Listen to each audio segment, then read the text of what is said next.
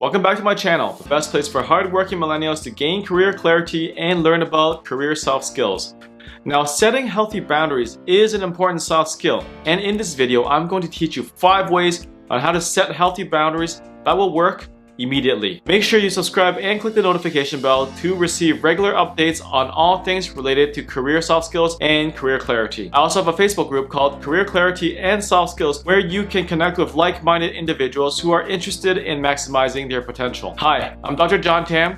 I have a PhD in sociology from the University of Oxford, and I'm passionate about helping people gain career clarity and build soft skills. First, let's define boundaries. I define boundaries as a limit or space between you and someone else, where that person ends and you begin. The purpose of a boundary is to help you take care of yourself. So without further ado, here are 5 ways to help you set healthy boundaries at work immediately. First, set healthy boundaries by identifying your limits. Clearly identify the physical, emotional, mental, and spiritual limits that make you uncomfortable or stressed. So one of the ways to gather data is to pretty much write it down whenever something happens. So over a course of a week or a month, however long you want to set it, every time you feel that a limit has been breached, just make a note of it. Jot it down. Don't deal with it yet. You just gotta figure out where your boundaries are and what makes you uncomfortable. So after that, you gotta be clear and recognize that you've been pushed too far. And so this is very important because you need to own it and you need to collect yourself. Once you've done that, you own the emotions and you figured out what it means to you. So when you actually go and communicate it, you will not have a lack of control, because the lack of control will become quite evident.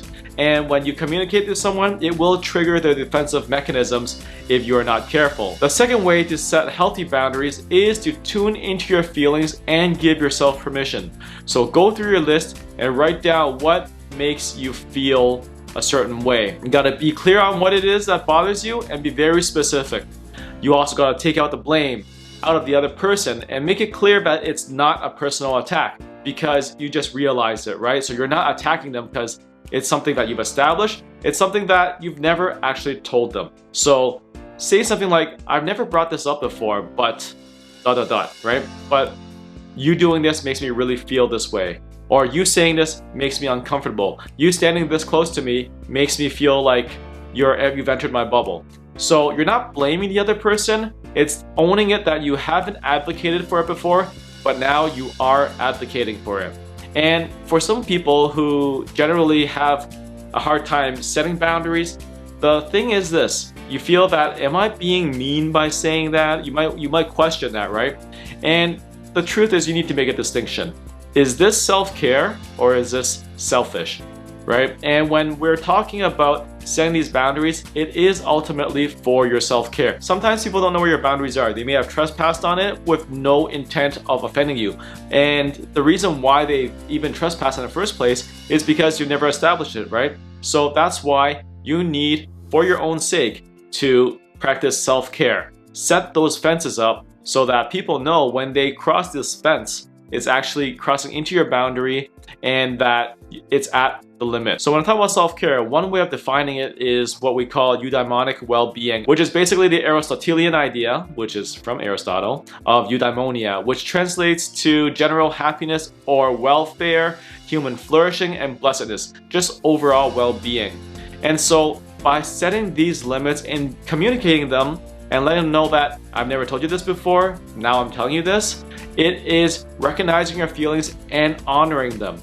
Because once you honor them, you are respecting yourself. If you don't honor them, you are basically not respecting yourself, and you know it deep inside, which can actually cause people to be quite resentful, because the fact is that you know that you're not advocating for yourself, you know that that's the limit, but yet you're not respecting your own limits. The third way to set healthy boundaries is to be direct with your voice, own it, and keep it simple, right? So we tend to be passive and we let things slide. And no one knows what you want because you're not teaching people how to treat you. No one knows what you really feel because you never vocalized it before. So you need to voice it out before it becomes a big deal. You don't want it to build up and eventually for it to blow up. So when these things blow up, people are taken by surprise because they've always treated you this way. They've always said this to you. They've always, crossed these boundaries and you've never enforced them. Why are you suddenly blowing up on them, right? And The fact is that you've actually never established that boundary. So they didn't even know that it was there, and therefore you need to get to the point. And when I say get to the point, you have to say something very direct that it can't really be interpreted in any other way. Don't give an excuse, don't give any justification, just get to the point. Say something like, what you said made me feel uncomfortable, and would you be mindful to not say that in the future? When you say that, there's really no other way for people to interpret it. So therefore, people will learn that this is the boundary. Most people struggle with being direct with your voice. So if that is you, let me know in the comments that this is a struggle. The fourth way to set healthy boundaries is to create structure. And when I say create structure, I mean dealing with different people. So if a boss or a team member likes random check-ins on you for 30 minutes at your desk, and it's really bothering you because you like to focus, and for them to drop by suddenly can be quite intrusive and can really break your rhythm at work. And so if it's bothering your work, setting up a system where you can check in 15 minutes per week may solve the problem. Just let them know that, hey, this is a compelling case that this will be more efficient and save time for everybody. Explain it by using concrete explanations. So for example, if we do 30-minute random check-ins, it's gonna cut into me meeting my deadlines, it's gonna break flow, it's gonna break my rhythm, and overall, we're gonna lose X hours per week because of these random check-ins. So basically, by telling them, hey, these random check-ins aren't really working for me, and let's do weekly check-ins for 15 minutes so that we can get everything on an agenda and just go through the agenda, blaze through it, get everything checked off, and then we can basically skip all these random check-ins. Anything else, you can communicate it on email. And so that's one way to set a healthy boundary, is by basically creating structures so that everyone knows that this is where we can check in, touch base, and get in touch for certain things. The last and fifth way to set healthy boundaries is to enforce them if boundaries are broken immediately. Basically, you have to mentally prepare for the fact that the violations are going to happen because they will happen. So basically, you need to rehearse so that you're ready for it and practice saying no. Start with smaller cases first. Own the no rather than giving excuses, because most people will find a way to circumvent the excuse and blow it open. So you gotta build that no muscle. So if someone is telling you to take on extra work, for example, and help them out, don't say, oh, I gotta finish this first, but after I'm finished this, maybe I can help you. By saying that, they can blow it open and say like, oh, what are you working on? And then afterwards they'll start prying, and then they'll try to solve that problem so that you can start helping them, right? So the best way to do that is to own the no. Basically say, no, I cannot help you right now because I'm swamped and there's this deadline, and so I can't help you right now. And build that no muscle.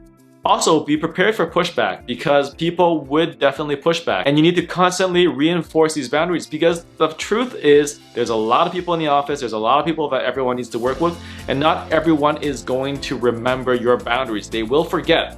So you do need to constantly remind them. They will violate the boundary again and again. So if you lash out at them because you feel like they are not respecting your boundaries, it's not really fair. The fact is that you didn't enforce them. They've stepped over it because they forgot it, and so for you to suddenly burst out at them, it's not fair, right? So for it to be fair for you and everyone, you do need to enforce these boundaries, and you can only reinforce your boundaries with action.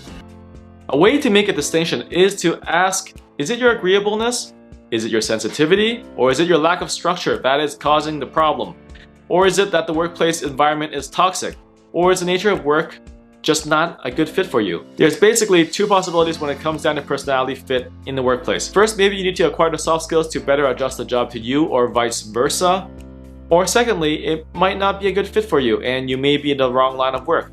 If so, check out the playlist I have above where I talk about career change. You can also check out the free PDF I have below on how to find your ideal career. Also, if you're watching this video, you're probably on the agreeable side of the personality spectrum. So take this personality test here to confirm whether that's true or not. If you want to learn more about career soft skills and career clarity, make sure to join my Facebook group Career Clarity and Soft Skills to be in a community of people who are interested in building soft skills for their career success. Leave a comment below and let me know your thoughts on this video and if it helped you. In my next video, I'm going to talk about how to say no at work without feeling guilty. So make sure you click the subscribe button and hit the notification bell so that you can be notified when this video comes out. Also, give this video a like and share it with your friends if you found it valuable.